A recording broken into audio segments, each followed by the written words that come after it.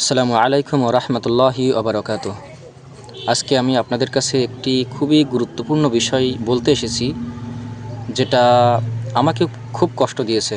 এবং আপনারা যারা মিডিয়াতে খুবই অ্যাক্টিভ থাকেন, অবশ্য তারাও এটা দেখে থাকবেন যে শুধুমাত্র ভিন্ন দলের কর্মী অথবা নারী কর্মী হওয়ার কারণে তাদের নিকাব খুলে ফেলা হচ্ছে, তাদের হিজাব সম্পর্কে গালি দেওয়া হচ্ছে এবং কোথাও কোথাও আমরা দেখেছি যে তাদের সরাসরি পুরুষ হয়েও নারীদের শরীরে আঘাত করার মতো জঘন্যতম কাজ তারা করছে।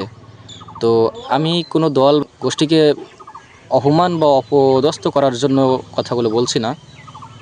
আপনারা যারা এগুলো করছেন তারা একটিবার চিন্তা করুন যে নারীর গায়ে আপনি হাত দিচ্ছেন, সেই নারী তো আপনারই মতো কারো না কারোর মা, কারো না কারোর বোন।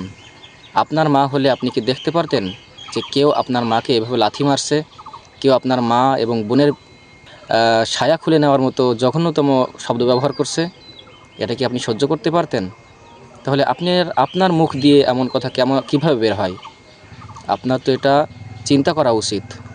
আপনি যে দলেরই হন কোনো সমস্যা নেই, কিন্তু আপনি নারীকে তার সম্মানের জায়গাটুকু বজায় রাখবেন।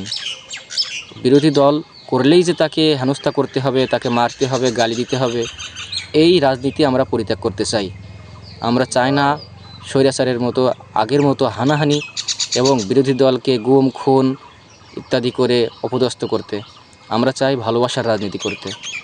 আমরা চাই বিরোধী দলও যেন আমাদের কাছে আমানত হিসেবে থাকে, তারা যেন আমাদের কাছে সম্মানের পাত্র হয়।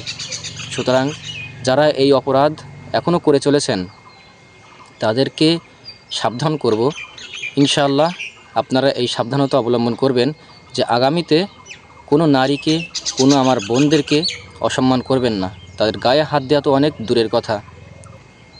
আর সবচেয়ে বড় কথা হচ্ছে, আপনারা যারা এতদিন সুশীল সেজে নারী স্বাধীনতা, নারী মুক্তির বিষয়ে ফতোয়াবাজি করেছেন, তারাই এখন নারীদেরকে অপমান করছেন, অপদস্থ করছেন। কিভাবে? একই মুখে দুই কথা কেমনে পারেন? সুতরাং আপনাদেরকে বলবো, সাবধান হয়ে যান। আগামীর দিন এমনটা থাকবে না যে আপনি অন্যায় করবেন আর কেউ আপনাকে কিছু বলবে না। এই দিন আর থাকবে না ইনশাআল্লাহ। সুতরাং সময় থাকতে এখনই সাবধান হয়ে যান। বিরোধী দলের এবং বিরোধী মতের ব্যক্তিকে সম্মান দিতে শিখুন।